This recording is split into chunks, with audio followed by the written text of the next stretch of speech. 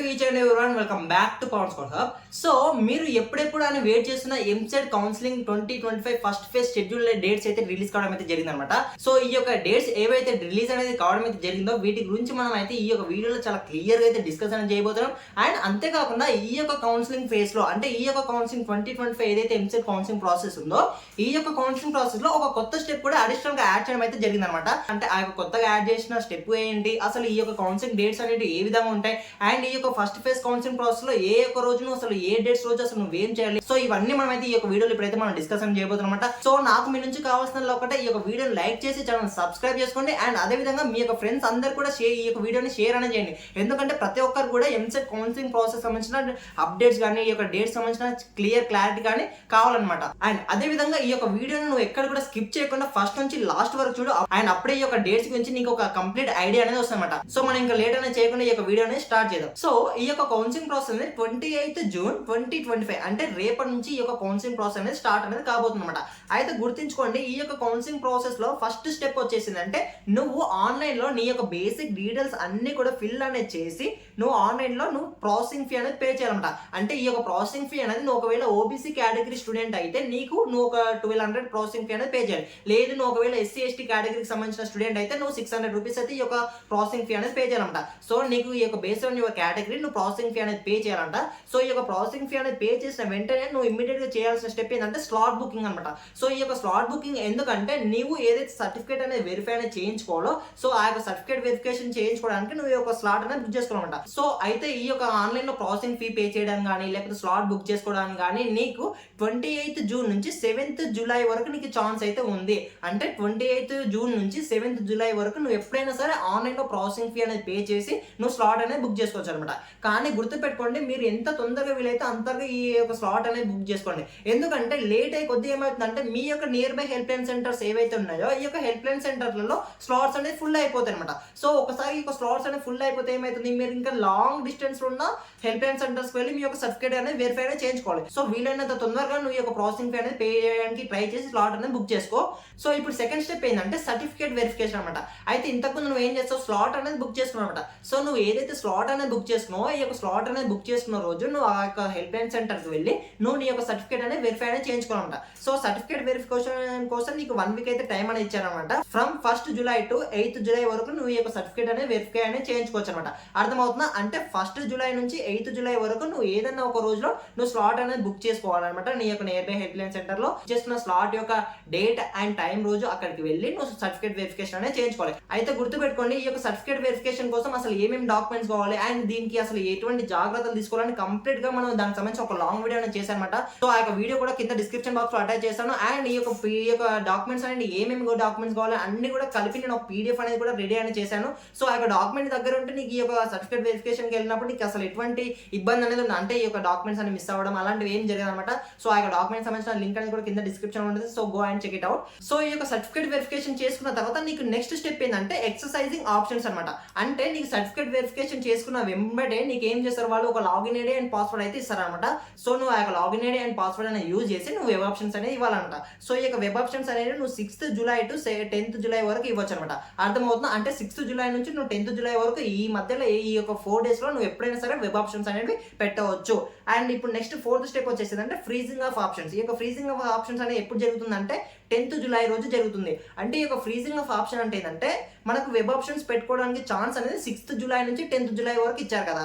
అయితే ఈ యొక్క 6th నుంచి 10th వరకు ఈ యొక్క డేట్స్ మధ్యలో నువ్వు ఎన్నిసార్లు అయినా ఈ యొక్క వెబ్ ఆప్షన్స్ అనేది మాడిఫై అనేది చేయొచ్చు. అంటే నీకు ఒక లిస్ట్ ఆఫ్ వెబ్ ఆప్షన్స్ అనేది ఫస్ట్ పెట్టుంటావు. సో నువ్వు అందులో ఏదైనా మంచి కాలేజ్ అనేది మిస్ అయ్యి ఉంటే నువ్వేమనుకుంటావు, అరే ఈ కాలేజ్ని మనం ఇందులో యాడ్ అనేది చేయాలి అని అనుకుంటావు. లేదు నీకు ఇందులో ఈ యొక్క కొన్ని కాలేజెస్ అనేది ఈ యొక్క కాలేజ్లో అసలు బాగోవు ఈ యొక్క కాలేజ్ అనేది తీసేయాలని అనుకో. సో నువ్వు ఈ యొక్క వెబ్ ఆప్షన్స్ ని నువ్వు మాడిఫై అనేది చేయొచ్చు. సో అది ఎప్పటి వరకు చేయొచ్చు, 6th నుంచి 10th వరకు నువ్వు ఎన్నిసార్లు అయినా మాడిఫై అనేది చేయొచ్చు. బట్ వన్స్ 10th డేట్ అనేది అయిపోయిన తర్వాత నువ్వు ఈ యొక్క వెబ్ ఆప్షన్స్ అనేది మాడిఫై అనేది చేయలేవు.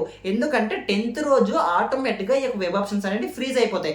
అంటే 10th రోజు నువ్వు లాస్ట్ ఏదైతే అప్డేట్ అనేది చేసావో ఆ యొక్క అప్డేట్ అనేది నీకు ఫైనల్ అనేది అవుతుంది అనమాట.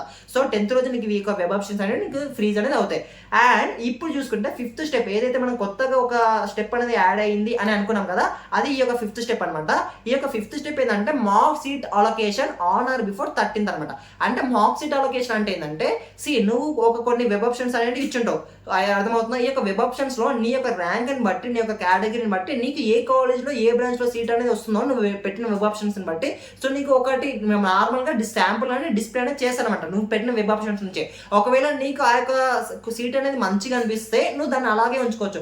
లేదు నువ్వు మాక్ సీట్ లో వచ్చినది నీకు నచ్చకపోతే నువ్వు మళ్ళీ మాడిఫై చేసుకోవడానికి నీకు ఇంకొక 2 days టైం అనేది ఇచ్చారు అనమాట. అర్థమవుతుందా? అంటే ఇక్కడ నువ్వు 6th స్టెప్ చూసుకుంటే నీకు 14th to 15th వరకు నీకు ఏవైతే మాక్ సీట్ అనేది అలాట్ అయిన తర్వాత నువ్వు ఈ యొక్క వెబ్ ఆప్షన్స్ ని మళ్ళీ చేంజ్ చేసుకోవడానికి నీకు మళ్ళీ ఒక 2 days టైం అనేది ఇచ్చారనమాట.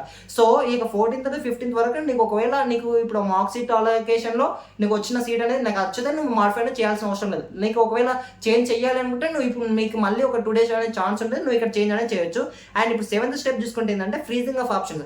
అంటే ఇప్పుడు ఏదైతే మాక్ సీట్ అలొకేషన్ లో నీకు ఆప్షన్ అనేది వచ్చి ఉంటుంది, ఒకవేళ నీకు అది నచ్చినా నువ్వు దాన్ని మాడిఫై అనేది చేస్తావు, నచ్చకపోతే ఒకవేళ నచ్చితే అలాగే ఉంచుతావు. సో ఇప్పుడు కూడా వెబ్ ఆప్షన్స్ అనేది మళ్ళీ ఫ్రీజ్ అనేది అవుతాయి అనమాట. అంటే నీకు ఏమైనా చేంజ్ చేసుకోవచ్చు అంటే మన 14 to 15 వరకు చేసుకోవచ్చు, 15 తర్వాత నువ్వు మళ్ళీ చేంజ్ చేయలేవు. సో 15 అనేది ఇంకా లాస్ట్ అనమాట, ఇంకా వెబ్ ఆప్షన్స్ నువ్వు అసలు ఎటువంటి చేంజ్ అనేది చేయలేవు.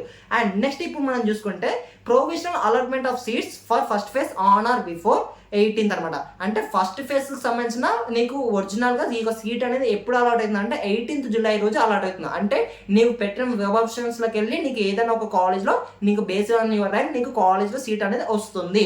ఓకేనా? సో ఇది నీకు 18th రోజు జరుగుతుంది. అండ్ నీకు ఈ యొక్క సీట్ అనేది అలాట్ అయిన తర్వాత నువ్వు ఇమ్మీడియట్ గా చేయాల్సిందంటే payment of tuition fee and self reporting through website. అంటే నీకు 18th రోజు సీట్ అనేది అలాట్ అవుతుంది కదా, సో ఈ యొక్క సీట్ అనేది అలాట్ అయిన తర్వాత నువ్వు ఆ యొక్క సీట్ ని కన్ఫర్మ్ అనేది చేసుకోవాలంట.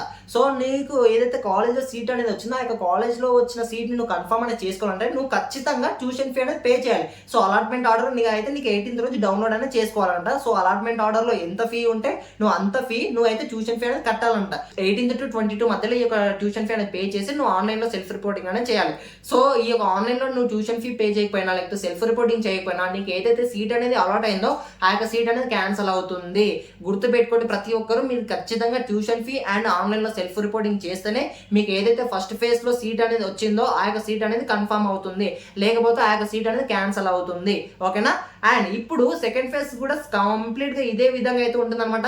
సో ఓన్లీ డేట్స్ అనేవి సెకండ్ ఫేజ్ లో చేంజ్ అయితే ఉంటాయి. ఈ యొక్క సెకండ్ ఫేజ్ లో నువ్వు మళ్ళీ ఫస్ట్ ఫేజ్ లో పార్టిసిపేట్ చేసినా చేయకపోయినా ప్రతి ఒక్కరు కూడా ఈ యొక్క సెకండ్ ఫేజ్ లో పార్టిసిపేట్ అనేది చేయొచ్చు అనమాట. So this is the complete details about first phase అనమాట. ఇంకా మనం సెకండ్ ఫేజ్ సంబంధించి ఇంకా మనకు చాలా టైం అనేది ఉంది కాబట్టి మనం ఆ యొక్క సెకండ్ ఫేజ్ సంబంధించిన వీడియో అనేది తర్వాత మనం దాని గురించి డీటెయిల్ అయితే చేయాలన్నమాట. సో ఫస్ట్ ఫేజ్ సంబంధించిన ఇన్ఫర్మేషన్ అయితే ఇదనమాట. అండ్ మళ్ళీ గుర్తు చెప్తున్నాను, మీరు వీలైనంత వరకు ఫస్ట్ ఫేజ్ లోనే సీట్ అనేది అలాట్ అనేది చేసుకోవడానికి ట్రై అనేది చేయండి. ఎందుకంటే ఫస్ట్ ఫేజ్ తర్వాత మాక్సిమం ప్రతి కాలేజ్ లో ఎటువంటి సీట్స్ అనేవి కూడా మిగిలిన అంటే చాలా తక్కువ కాలేజ్ లోనే సీట్స్ అనేది మిగిలిపోతాయి అనమాట. అర్థమవుతుందా?